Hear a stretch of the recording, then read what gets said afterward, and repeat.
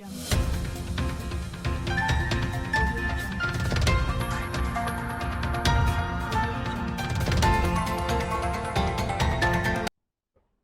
दर्शकों, मैं हूं एडवोकेट अलीशा कोहली। स्वागत करती हूं आपका कानूनी ज्ञान सीरीज में। आज का टॉपिक बहुत इंटरेस्टिंग है from the point of view of the students, from the point of view of the law students, from the point of view of the lawyers, जजेस, defence counsels, prosecution. So, today we are going to discuss NDPS, Narcotic Drugs and Psychotropic Substances Act 1985. Today we have Principal District Retired Session Judge with us. So we will discuss about this topic in detail. But before that, let me sir मैं आपका स्वागत करती हूँ। उससे पहले मैं आपका स्वागत करती हूँ कि आज का जो टॉपिक है बहुत ही संजीदा भी है, क्योंकि हमारी जो नई नस्ल जिसको हम कहते हैं, बच्चे जो हम कहते हैं, हमारी जो यूथ है, उससे ये बहुत ही प्रभावित होते हैं ड्रग्स से, और काफ़ी असर जो है हमारी इंडिया की ग्रोथ पे पड़ता है।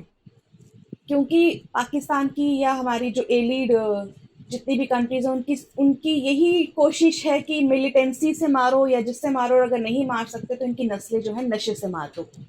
तो इसी पे आज हम डिस्कशन करेंगे। सबसे पहले सर हम इसकी बैकग्राउंड आपसे जानना चाहेंगे, बिकॉज आपके पास इसकी पूरी इंफॉर्मेशन होगी कि ये कैसे आया एक्ट, और इसके पीछे क्या प्रावधान थे हमारे इंडिया में इससे पहले।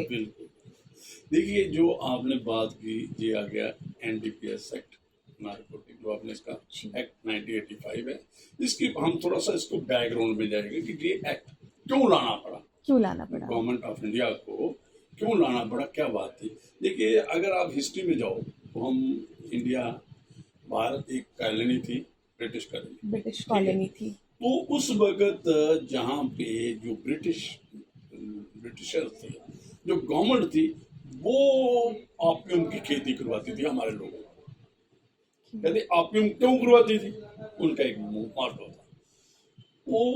वो सारी जो ऑपियम था यहाँ पे कल्टीवेट हुआ, जहाँ भी इनकी और भी कॉलोनीज थी, वहाँ पे जो कल्टीवेट करके जो चाइना में बेचते थे व्यापारियों को।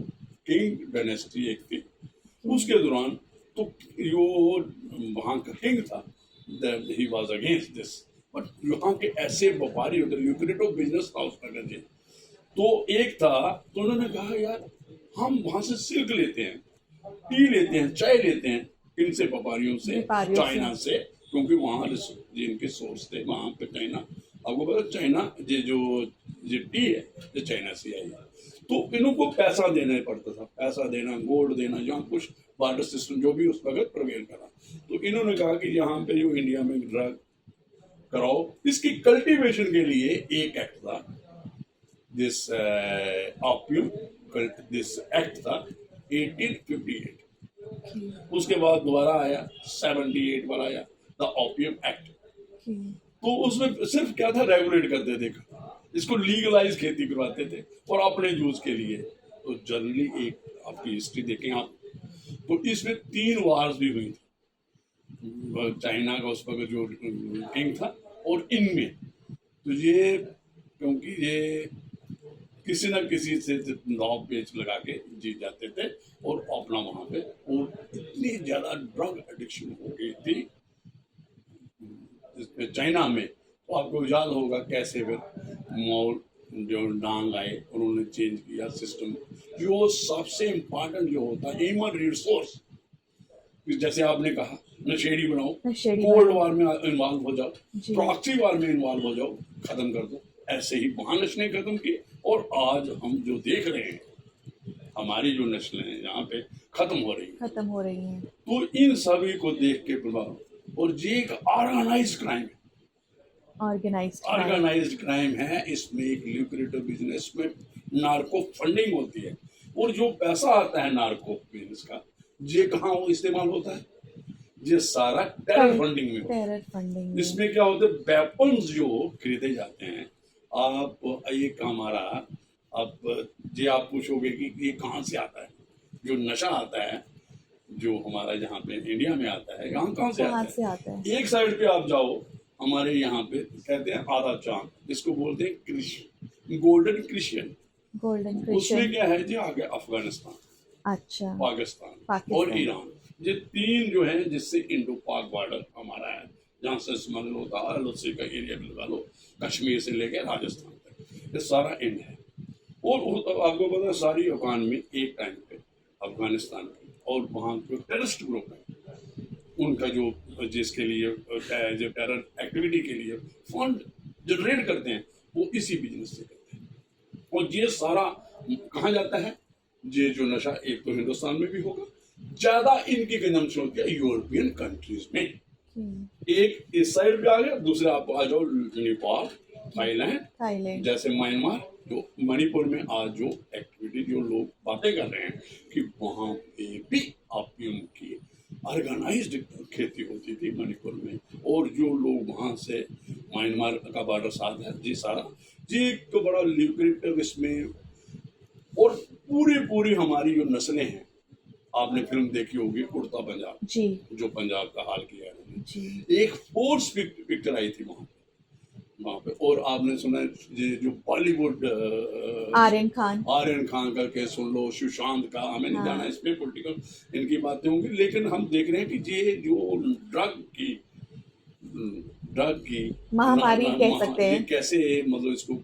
और अभी प्राइम मिनिस्टर डायरेक्टली इन्वॉल्व, हमारे home minister director general of police Jammu and Kashmir, particularly in Jammu and Kashmir में इसको सीरियसली ले रहे हैं कि ड्रग्स की जो ऑर्गेनाइज क्रिमिनल इसको अंदर नहीं आने देना किसी तरीके से। और बच्चों को आप बात करोगे कि बच्चों को, मैं जो कहता हूँ रिहेबिलिटेशन वाली बात अगर आपने करनी, ड्रग एडिक्शन है, जो एडिक्शन सेंटर्स खोलने चाहिए।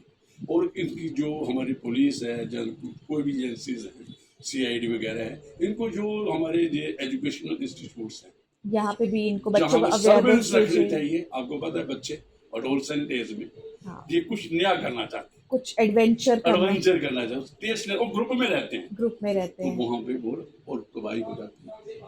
एक वही चीज है बच्चे को पढ़ने पढ़ाने, सब घर बिखर जाते हैं टोटली। ये तो पैसा गया, एक बंदा गया, पर से क्राइम बढ़ा। और ह्यूमन रिसोर्स जो आप बात कर रहे हो ना, जैसे उसको अगर रखना है, आर्टिकल 47 है हमारा, हम पहले यही बात कर लेंगे, नारकोटिक प्रोविजन पे आते हैं बाद में। उसमें क्या है, वो पब्लिक पॉलिसी कॉन्स्टिट्यूशन का आर्टिकल है, that is related to principle of public policy. तो उसमें लिखा है कि हमारे जो सिटीजन्स हैं इनकी जो हेल्थ है, न्यूट्रिशन लेवल बढ़ाया जाए, बनाएंगे, हेल्थ मेडिसिन और इनके जो मेडिसिन हैं, जो हेल्थ केयर है, इसको ज्यादा एक्टिविटी करेंगे। तो एक कन्वेंशन होती रहती है जो यूएनओ की, तो वहां पे उन्होंने कहा कि भाई आप ये बंद कर दो, इसकी कल्टीवेशन बंद कर दो, ठीक है, कंजम्पशन हमें, लेकिन हम कैसे कर सकते हैं, हमारी मेडिसिनल साइंटिफिक यूज, ट्रेड हमारा है, हमें फार्मास्यूटिकल इंडस्ट्रीज है। तो हमने वहां पे कहा कि आगे ही हमने इसको प्रायोरिटी पे रखा है कि इसकी कंजम्पशन को प्रोहिबिट करने के लिए हमारे पास ऑलरेडी देयर इज एक्ट, और उसको हमने बड़ा स्ट्रिंजेंट पनिशमेंट प्रोवाइड किया, और प्रोसीजर भी उसको मतलब एक्यूज्ड प्रोसीजर के में भी बड़े सेफ गार्ड लिए गए, जैसे हमने बात की। तो हम अभी आपकी बात आएगी कि नारकोटिक और साइकोट्रॉपिक होती क्या है, तो इनका डिफरेंस क्या है? देखिए, आप अगर मोटी मोटी बात करेंगे, जो नारकोटिक दोनों कर लेंगे, इसमें आपको आ जाएगा पहले कोका लीफ, जो डेफिनेशन में है, ये आ गया। जब आप एनडीपीएसपी की डेफिनेशन देखोगे तो उसमें आ गया आपका कोका लीफ, उससे कोकीन वगैरह, फिर आपके पास आया कैनाबिस आ गया, कैनाबिस के बाद आ गया आपके पास पॉपिस्ट्रा है, ओपियम है, ओपियम कैनाबिस पे आप कंसंट्रेट करो। कैनाबिस में गांजा, चर्स और भांग, ये एक है आ गया। तो इसमें क्या होती है, चर्च क्या है, चर्च एक आपने देखा होगा अबंडेंट प्लेसेस पे है, और कुछ कल्टीवेशन जो क्लैंडस्टाइनली होती है, कुछ कल्टीवेशन मेडिकल और साइंटिफिक यूज के लिए एक रेगुलेट करती है हमारी executive mean under this SDM DM district magistrate की कल्टीवेशन कितनी है वो होती है। तो उसमें जो आपका ये आ गया चर्स कैनबिस प्लांट का प्रोडक्ट है, प्रोडक्ट है, मॉर्फिन उसी से है, हीरोइन उसी से है, उसी से है ये रिफाइंड फॉर्म है मॉर्फिन के इंजेक्शन होते हैं, जी। ये रिफाइंड है कि इसको आपको पता है ये बड़ी पार्टीज होती है, बॉलीवुड एक्टर्स यस, बड़ी रेप पार्टीज बोलते हैं, रेप पार्टी होती है, और नशा इनका होता है कीमती नशा, नशा कॉस्टली। वो जैसे आपने क्रूज वाला आर्यन वाला सुना जी, केस है, सुशांत वाला है जी, और इसका मार्फिन का और इसका वो हीरोइन का जो कंज्यूम करता है वो दूसरी दुनिया में आता है, जो अज्यूम करता है प्रज्यूम करता है वो कहता है कि दूसरी दुनिया में। दूसरी तो दुनिया जी आप लेकिन और इतना एडिक्शन आ जाती है कि अगर उसको नहीं मिले डोज पागल हो जाते हैं। तबाही हो जाती है, और तो उनकी ही इस्तेमाल कैरियर के रूप में जो ऑर्गेनाइज्ड क्रिमिनल्स हैं, नार्को और फाइनेंस करते हैं, कुछ लोग नार्को फंडिंग करके फाइनेंस देते हैं और कैरियर्स को इन्वॉल्व कर लेते हैं फॉर कैरिंग द, चाहे और आपके मैन्युफैक्चर्ड ड्रग्स भी, और आपको भी एक शेड्यूल है हमारा जिसमें क्वांटिटीज का बताया है, इसमें क्वांटिटी है, कमर्शियल क्वांटिटी कौन सी है, इंटरमीडिएट जस्ट की कितनी होगी, इंटरमीडिएट कितनी और होगी, स्मॉल, ये सारा स्मॉल वगैरह दे दिया है। बांग भी, तो ये जो एक ड्रग्स मैन्युफैक्चर्ड ड्रग्स में, उसमें भी अगर आप उसकी मिसयूज करोगे, अदरवाइज तो मेडिसिन यूज है, उसको अगर मिसयूज करोगे वो भी ड्रग कंजम्पशन में आ जाता है, उसकी भी इसमें है। और सेक्शन 18 है हमारे पास, 20 है, और इसका cell purchase possession, transportation, transship, ये पर्टिकुलर सेक्शन है, और इसकी कमर्शियल क्वांटिटी इसमें है 27B में देखेंगे आपको प्रोविजंस हैं। तो एक इसका हमें ये बात कर दी कि कमर्शियल रेट सारे देखेंगे, और सीजर जो सेफगार्ड ये क्यों रखे गए हैं कि ये एक्यूज की, क्योंकि जितने स्ट्रिंजेंट पनिशमेंट है, सेंटेंसिंग है, उतनी ही प्रोसीजर कोई भी सेफगार्ड दिए गए हैं during investigation, during arrest, seizure and this sealing and contraband. होता क्या है, आपने देखा कि एक सेक्शन 41 42 है, और ये जो मैं बोलूंगा ये इंपॉर्टेंट सेक्शन है, फॉर 50 है, 55 है, यस, जो रिलेटेड है, इनकी कंप्लायंस जरूरी है, स्ट्रिक्ट है। अगर कुछ भी इधर उधर हुआ, एक्यूज्ड को ही थोड़ा बेनिफिट मिल जाएगा जी। कैसे अरेस्ट हुआ, कहाँ था वो, कहाँ पे, और उसको अरेस्ट जो भी होगा, सीजर वगैरह, इनको इन्फॉर्म करना है। और जो सीजर में आया, रिकवरी हुई पर्टिकुलर पर्सन से, दो किस्म की रिकवरी के चांस होते हैं, एक होती है स्पॉन्टेनियस, नाका है, इंटरसेप्शन पार्टी ने इंटरसेप्ट हो गया, स्पॉन्टेनियस हो गया without knowing any prior information, उसके कंप्लायंस कैसे करनी है, एक सेपरेट है सेफगार्ड। एक है प्री इन्फॉर्मेशन, अगर कोई है पुलिस ऑफिसर को, चाहे वो officer in charge the police station है या कोई और, that information should be reduced into writing, और उसके बाद जो भी उनका है, चाहे वो सर्च करना है, कोई हाउस करना है जहाँ पे आप इन्फॉर्मेशन है, जहाँ किसी को इंटरसेप्ट करनी है वो गाड़ी जिसमें ये जा रही है नार्कोटिक्स, या जिस घर में कहीं है, तो एक उसका, और एक आपने इसके बड़ा सेफ गार्ड रखा गया है, और मैजिस्ट्रेट के सामने पर्सनल सर्च होनी, पर्सनल सर्च उसको दी गई है, ऑप्शन डिस्क्रिप्शन दी गई, आप किसके सामने करवाना चाहते हैं, यस, हाँ, और उसमें एक जजमेंटें आ गई हैं, ऑप्शन मैंडेटरी है, मैंडेटरी मैजिस्ट्रेट के साथ, मैंडेटरी है बिफोर मैजिस्ट्रेट, क्योंकि ये खुद ही कर लेंगे, डीपीएसपी लाएंगे, अपना गजेटेड ऑफिसर है, तो now law has evolved, supreme court की जजमेंट आ चुकी है, it is mandatory on the part of कि search should be before a magistrate. It is just because क्योंकि पुलिस को ये पावर ना मिल जाए कि वो किसी को भी फॉल्सली इम्प्लीकेट करे, बिल्कुल, in order to have a safeguard in this regard, जैसे है, और सारी ये जो इन्होंने कंपाइल करनी है इंफॉर्मेशन, और अपने सुपीरियर को और टाइम टू टाइम इन्फॉर्म करना है।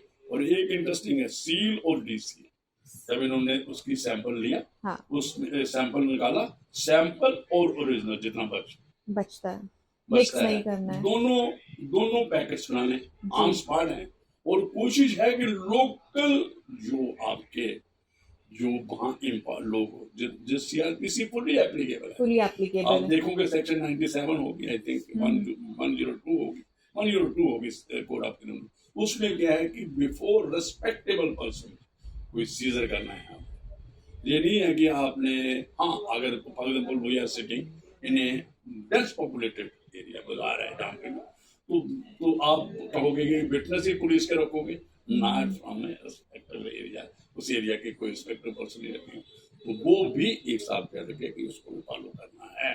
और आपको पता है डिफेंस वाले पूरे क्वेश्चंस पूछते हैं जी चर्चा में आते हैं, जी। तो डिफेंस वाले, मैं पिछले भी एक बार मैंने पहले भी इसी एक्ट पे बात की थी, तो गवर्नमेंट को भी prosecution, no doubt prosecution agency is independent now, but investigating office must be well trained, और इसमें नारकोटिक्स में उनको ट्रेनिंग, इनको कोर्स में समझाना है बिल्कुल। और उनको जो दूसरे हैं, अगर कोई भी इन्वॉल्वमेंट है, स्टेट ने पूरा पैसा, जैसे डिफेंस लॉयर अक्यूज करता है डिफेंस लॉयर एंगेजमेंट में, ऐसा ही इंटरेस्ट स्टेट ने लेना चाहिए ड्यूरिंग इन्वेस्टिगेशन। जैसे वीडियोग्राफी की बात आ गई, सो मैं बोलने वाली थी, ये जो प्रपोज है जी, तो अगर वो वाला प्रोसीजर आप करेंगे फिर तो बहुत अच्छा मुझे है। लगता है जो अभी आपने सुना होगा पार्लियामेंट में होम मिनिस्टर साहब कह रहे थे, we requires 90% of conviction. 90% conviction तब होगी जब आप फेयर इन्वेस्टिगेशन होगी और आपके जो विटनेसेस हैं वो प्रॉपर होंगे, वो ट्रुथफुल होंगे, और इन्वेस्टिगेशन, एनसीबी देखो इन्वेस्टिगेशन करती है, एनसीबी की इन्वेस्टिगेशन और लोकल पुलिस की इन्वेस्टिगेशन में फर्क है।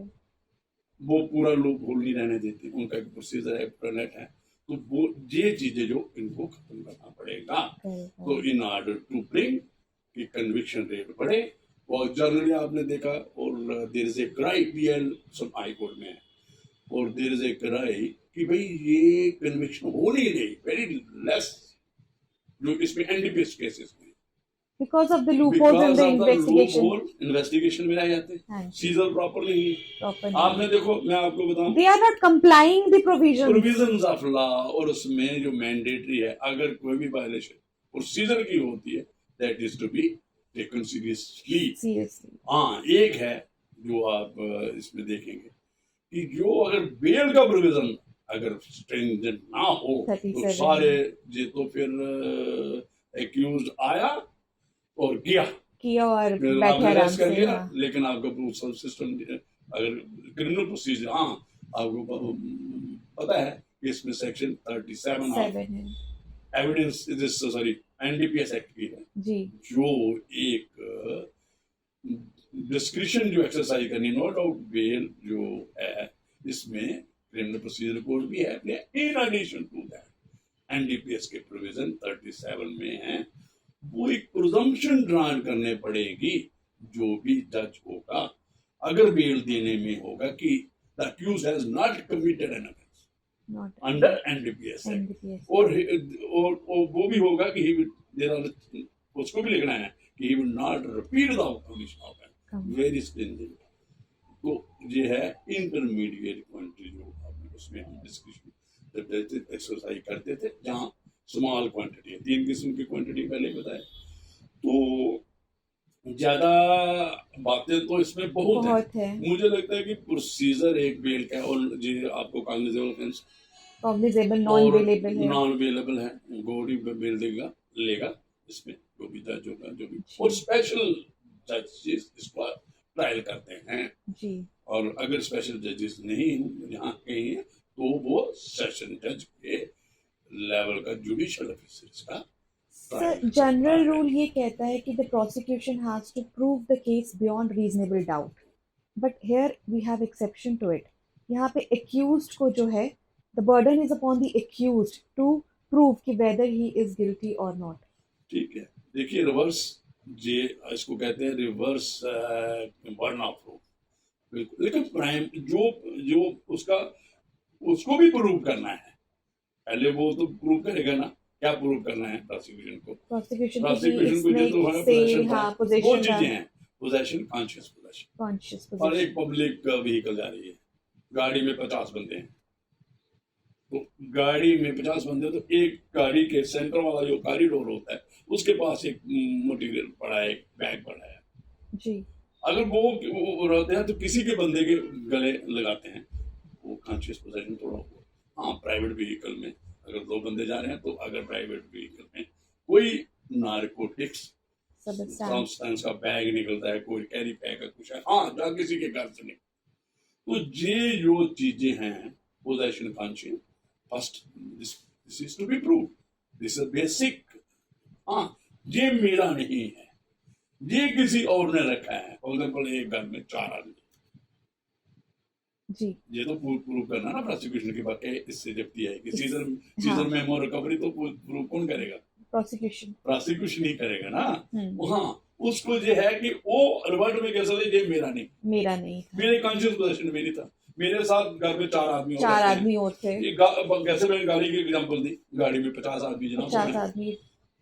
ये चीजें जो हैं, वो जो आपने कहा, वो है प्रीपॉन्डरेंस ऑफ जो होती है, उसमें जो प्रूफ है उसका स्टैंडर्ड डाउन, लेकिन जो प्रोसिक्यूशन का है, लेकिन उसको भी, लेकिन वो जो आप बात कर रहे हैं वो वही रहेगा, प्रोसीजर क्रिमिनल प्रोसीजर कोड का ही रहेगा, उसको एक चांस दिया गया है रिवर्ट करने के लिए, यू कैन रिवर्ट, वो रिवर्ट प्रोसिक्यूशन का बेसिक, और उसको दिया कि तुम अपना रिवर्स मतलब उनका प्रोसिक्यूशन वीक है या स्ट्रांग है, it has nothing to do with the accused. उसको अपने आप प्राइमरी रिक्वायरमेंट जो है एनडीपीएस की, अगर कंप्लायंस है, प्रोसिक्यूशन किया है, पोजेशन साबित हुआ है, रिकवरी साबित हुआ है, सीजर हुआ है, then he is liable। हाँ, हमने कहा है standard of proof criminal cases में, लेकिन मैं पिछले भी बात कर रहा था कि एविडेंस एक्ट में ऐसी कोई बात नहीं, वहां proved, not proved,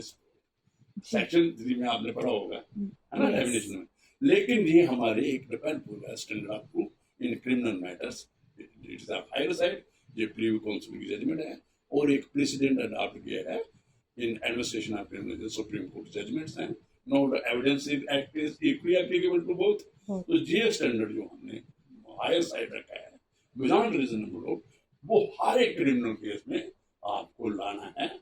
civil course में बाई प्रीपॉन्डेंस ऑफ हो सकता है, बेसिक जो ड्यूटी है केस प्रोसिक्यूशन वो किस पे है? प्रोसिक्यूशन पे ही है। So sir, thank you so much for the Pandora of this knowledge.